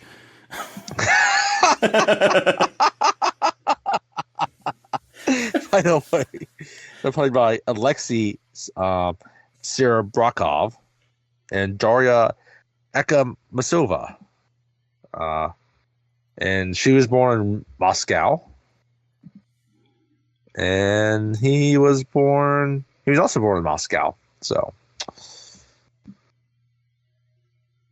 yeah, so true Russians. So basically Galina is standing at the bottom of the stairs from the plane, and and Ivan is still drunk. Yes, Ivan is still drunk. They take Ivan up onto the plane, so it's just Galina and Annie standing there talking, and Galina is like, this is what we're going to do. We're going to go to Vegas. We're going to get your annulment, and we're going to send you on your way. And Annie decides, no. Here's what's going to happen. We didn't sign a prenup. So we're going to go. We're going to get this divorce. I'm going to get half because I didn't sign any prenup. And then Galina counters that with, if we don't do it as I say we do, then I will make your life miserable. You will lose everything. You and your family will lose everything, what little bit you have. And that scares Annie enough to, not proceed with her plan of getting half. Yeah. Well, before, Ivan and her have a conversation before the Galina and Annie conversation, right? And it's like, so, what are you doing? And it's like, and Ivan just looks at her like, what? It's like, we're just going to get divorced? And Ivan's like, yeah, of course. What are you, stupid? Yeah. This is when, you can tell he's an absolute asshole. Yeah. When you can tell he is a spoiled rich kid. It's like, I want to thank you for making my last days in America fun. Yeah. And then all of a sudden, Annie's like, what? You had fun? This has not been fun. No. Yeah, it's like, you see that you start to really see the differences between the two. Yeah. And Toros is already scared shit because Galina's like, we're going to discuss your potential lack of future with the family. And Annie's like, okay, it's Yeah, all so Donna. yeah, so after she has that little talk with Ivan, then she just said, "Let's just get this over with." Yep. You know, It's like, it's like, do that and you lose everything. Any money you may have. Although I doubt you have any, you'll be gone. Your house, your car, all gone. Your life and the lives of your family and friends will be destroyed. If you doubt I can do that, please see what happens. And you believe her. So, yeah. So they get on the plane, and it's an awkward flight to Vegas. Yeah. Ivan's parents are with each other, and then Toros is trying to temper things at certain points, but to no avail. And Garnick is just still concussed. And then you got Igor sitting over to Annie, and he's still trying to make talk, and Annie wants nothing to do with it. And he should probably realize that. Maybe he doesn't. Maybe he's not the brightest person. Maybe I don't know. Maybe he still kind of keeps trying to push it, and he feels bad for her. Yeah, he though. does. That's the thing. He feels bad for her. Bad. Yeah, and this whole situation. I mean, he like I said earlier, it comes across at certain times unintentionally creepy. You know, but again, because he's just trying. You're not getting his perspective on it yet, and so it's So he's he's just trying to comfort her. He's trying to show her that there's somebody in this group that actually cares about what's happening. Like, I think all of them are fucking crazy too. Yeah, that's what I mean. Yeah, this is not the words to say it. And then, so, at some point he goes over, he gets like the bar that's there, and he gets some vodka, pours a couple shots, and he's going to try to toast it. But she just no, she takes it back first, even without them like a toast, right? One of my favorite things. I forgot about this. So, and like before we kind of cut away, it's like Garnick kind of looks over. He's like, I want to say, what is an honor to finally spend time with your wonderful family. Yeah. Read the room, dude. Torres is like, shut up, you fucking idiot. Garnick goes over there. He's like, I understand and forgive you for what you did. And then, they get back to the conversation with the family, and Ivan's like, I'm sorry. Look, she was my escort for the week. We got drunk and got married. Sorry. Yeah. Like a little kid. Yep. Sorry. And now won't happen again. Annie hears this. It's like, oh, I'm glad I'm divorcing your ass now. Yeah. I mean, you really feel bad for Annie. Oh, yes. Here. It's like, well, it's the funny thing about it. She's getting shit on completely. Like, it's so easy to think like, oh yeah, she was naive, but you feel bad for her. Yeah. Igor, it's the same kind of thing. Igor's kind of naive about his whole situation, and you're kind of feeling bad for the way things are unfolding between him and Annie, but you get it. But yeah, no, she's just this outsider within this entire situation. So yeah. And now they just have to the rest of the plane, they just have to sit together. Then they arrive in Vegas, and they go to the court clerk. Yep. They get an old. Yeah, they get an old, and then they're getting ready to leave, and Igor steps up. Igor speaks up. He looks at Ivan, and he says, I think you need to apologize to Annie. Yes. And Galinda is not happy that my son won't apologize that Igor is talking to her son that way.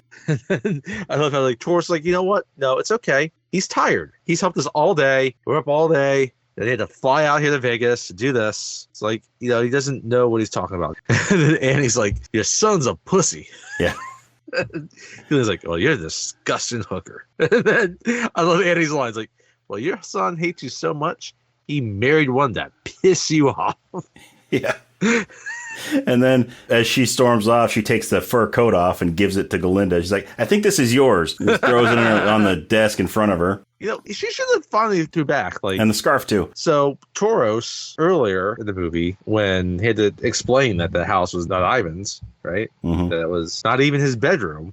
It was the master bedroom. It was his parents' bedroom. The master is like, I fucked your son on your bed. His room is the one down the hall with all the toys in it. She's just like, you know what? Your son came on your bed. Anyway. Yeah, so... so she storms off. She throws the coat and the scarf down on the desk in front of Galinda. And so when she's getting up to go, she gives the coat to the clerk. Yeah. and the clerk's like, I can't take this. Is this real? She feels it. It's like, is this real for her? So then finally they're on the plane, heading back to New York from Vegas. This time they're flying coach. They're not flying a private plane. They're flying coach. Right? And the whole thing, they land. And then it's not even JFK. It's LaGuardia. Yeah, so before they before they do that, so they send Igor back. Toros pulls Annie aside and he's like, "You can stay in the house tonight, but you got to be gone in the morning." You gotta get all your stuff out, right? Which, at least they're reasonable. That it doesn't have to be as soon as she gets home. Like, let her sleep there and be able to get all the stuff out, right? Yeah. So at least there's some sort of being reasonable, I guess. I don't know. So they send Igor with her to keep an eye on her. Yeah. And so they're flying coach back to New York. And then they're just watching TV. They're smoking a blunt together. And I love this is Igor. This is when he really shines now. Because like a lot of it's been like quiet. Yeah, this is when he actually gets some lines. Happy birthday to me. Yeah, and right, and it's like, it's your birthday. He's like, oh, it was yesterday. Yeah, yesterday was my birthday. He's like, yesterday was your birthday. Yeah. He's like, yeah. Happy. And she's like, well, happy fucking birthday. But then, they're kind of chatting a little bit. Well, and then Vi's like, I like Anora, and she's confused. Like, the name Anora, right? Mm-hmm. He's mean like, he's like, yeah, the name. I like that more than Annie. He's like, and she's like, your name's Igor. You're a hunchback. It's like, it means warrior. It's a good name. It's like, no, it means hunchback weirdo. And then I love, he's like, touche. Yeah, it's like touche. It's like, what? Touche? You mean touche? He's like, it's touche. He's like, she's like, you might want to learn English before you try French. And then I like how he's like, and your name is better. She's like, fuck no. That's why I don't use it. What does it mean? This is like a Tarantino conversation right here. Yeah. Like, I'm American, baby. Our names don't mean shit. Yeah. It's like, Butch. He killed the other boxing man. We will be doing Pulp Fiction one of these days. Yes. We come back. We had Tarantino beginning of this episode. We're talking about Tarantino now. Yep. It's like, yeah, we don't care what names mean. And then this is what he's like, you're better off. Trust me. This family's fucked up. Yeah. And it's like, I didn't ask for your opinion. I didn't ask for your opinion. You were like, just know what? You were going to rape me. And he's like, no, I wasn't. What do you mean? It's like, you attacked me and tied me up. You're psychotic. It's like you are no danger of injury or harm. I was just trying to protect you from you so you don't hurt yourself. Yeah, it's like, no, if Garnick wasn't there, you would have raped me. Which does seem kind of like out of nowhere, because like you never get that impression. No, you never get that impression that he would. You get the impression that like maybe like physically hurt some other way. Like even in the scene earlier, when you don't really get his point of view from it, you still he's not putting off rapey vibes. No, she says he has the eyes, and he's like, I have rape eyes. Yeah, like, rape eyes. He has no idea what that means. Yeah. And she's like, yeah. It's like, no, I wouldn't have. And it's like, well, why what? Why wouldn't he have? It's like, because I'm not a rapist. Yeah, because I'm not a rapist. He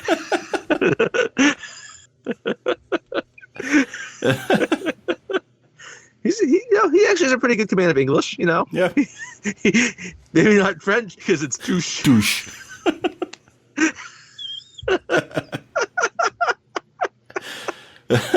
So she goes upstairs to bed, and he kind of stays down on our couch watching TV. Yep, it's snowing outside. It's the next morning. She comes down the elevator with her suitcases, and they go. He's gonna drive her home. She drives to the bank first because she gets the money that they promised her. Yeah, because Igor was supposed to take her to the bank so that he could get her the money. To transfer. Yeah. So do that, and they're driving this. Is it a Volvo? Or like an old Volvo? It's not like a new one. Yeah, it's like an old. It's like a '90s Volvo. Again, this is actually a good example. I'm glad you brought this up because the car does be brought. It's brought up. It's like Toros's car is like this nice brand new Escalade, and Igor drives a 30-year-old Volvo. Yeah, which 30 years ago would have been a fine car. Yeah.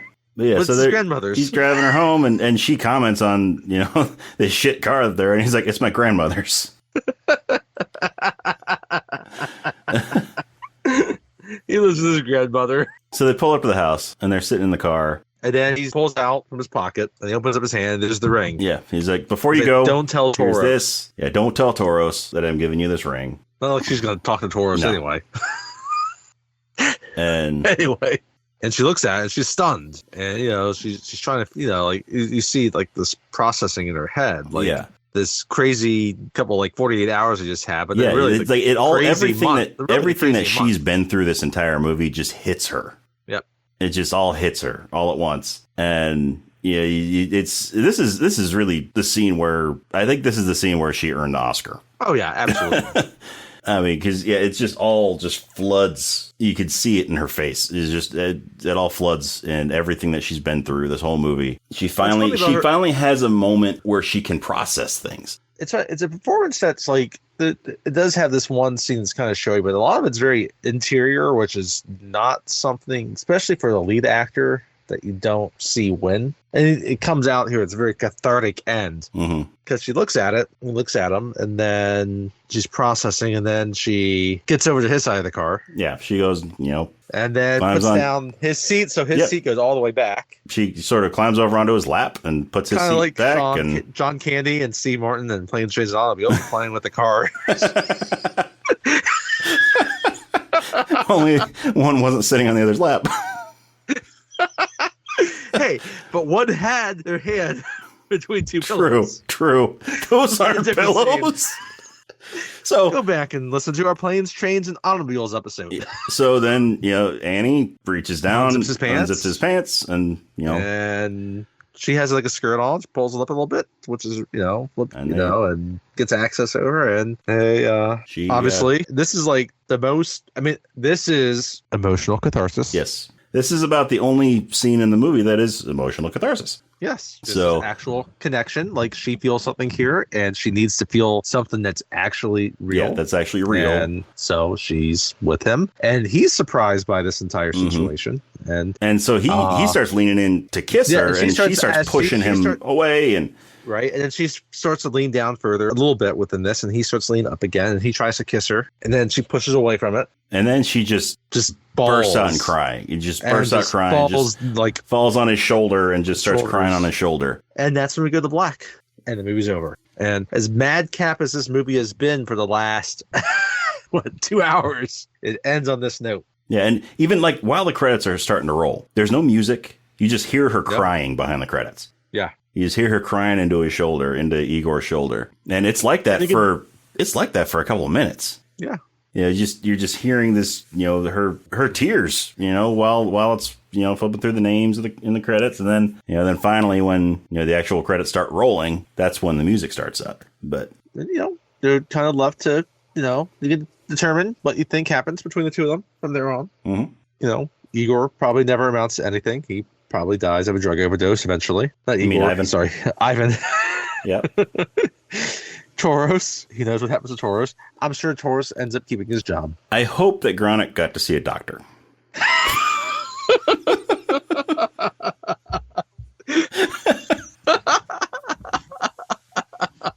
I mean, I hope that he finally got to see a doctor.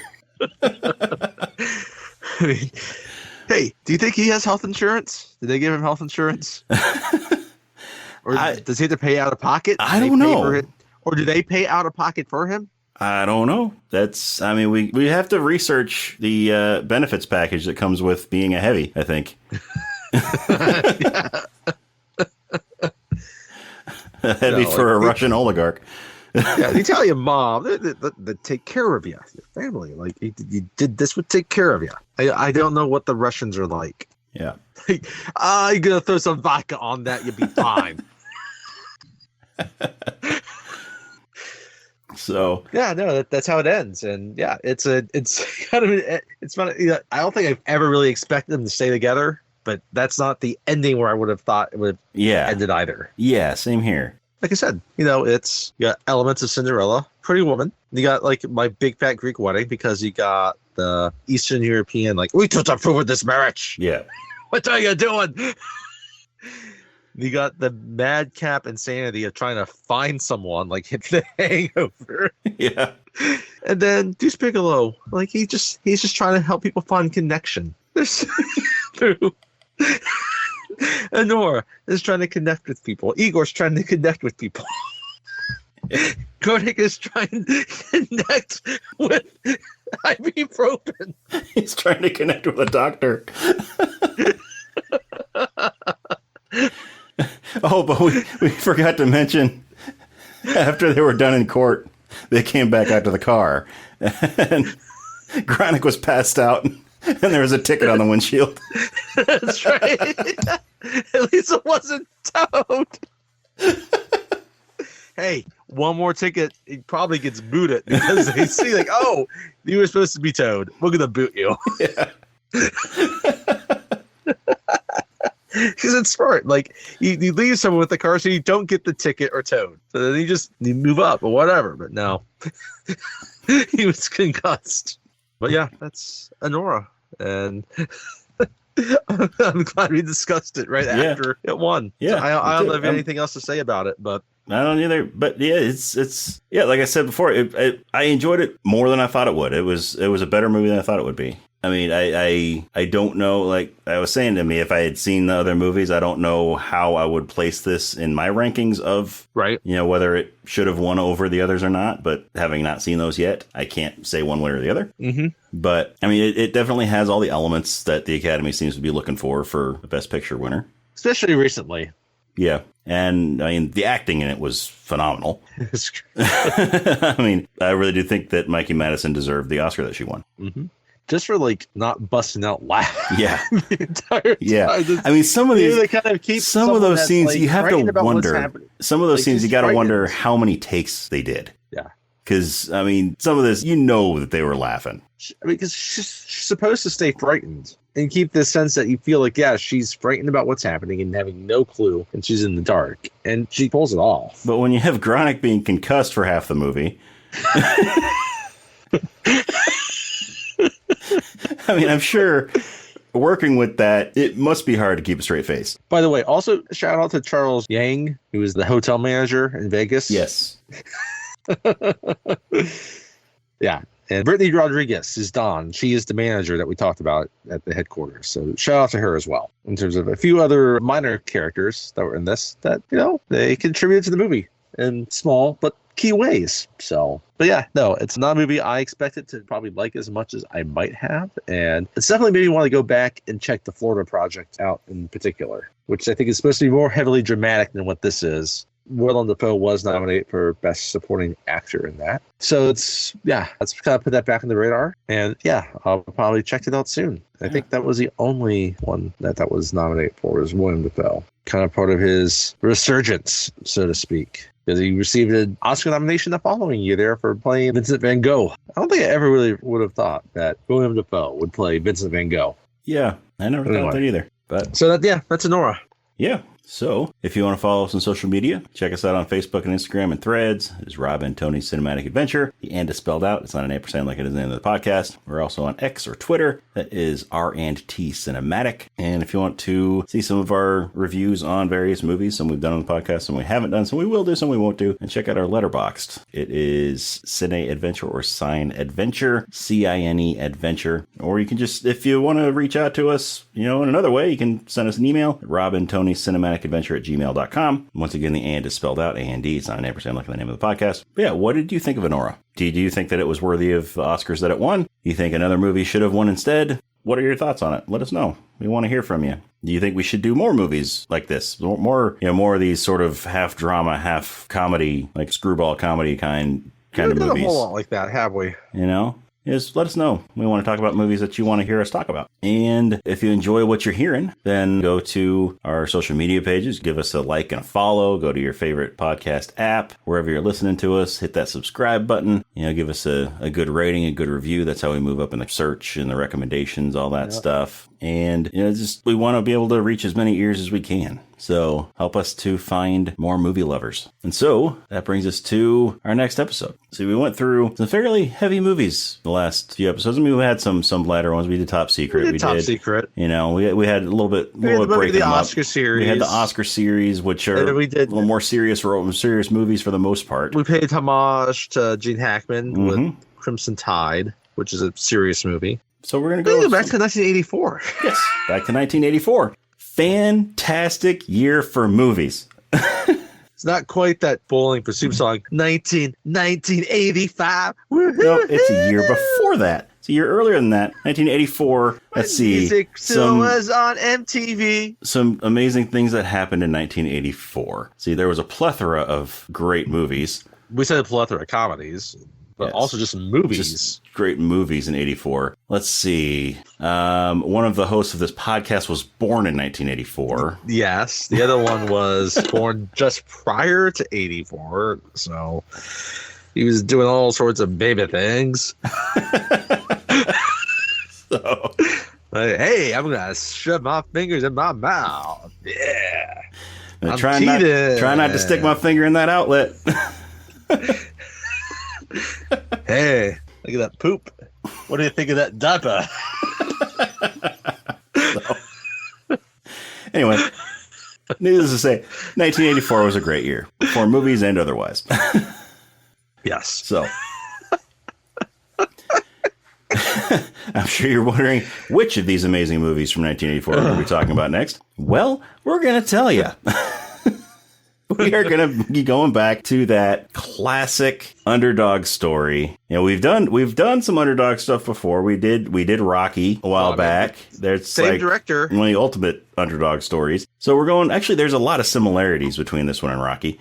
Again, same And director. we'll talk about that next time. But we're going to be talking about the Karate Kid. We did do Rudy. There's another Yes, we underdog did. movie We did do Rudy. It was Rudy. But yeah, we're going to be talking about the Karate Kid, the original Karate Kid from 1984, not the Jackie Chan, Jaden Smith one. We're going to be talking about the Ralph Macchio, Pat Morita, Billy Classic. Zabka, classic, Elizabeth Shue. Martin Cove. I'm excited because I thought we would do this soon, and we moved up a little bit. And yeah, I'm glad we're doing this. It's an appropriate time. Yeah. To get into this one, I think. So I think so too. I'm really looking forward to this one. This has always been, I've always loved this movie. yeah. So I can't wait I can't wait to talk about I can't wait to talk about it. So yeah, join us next time for the Karate Kid.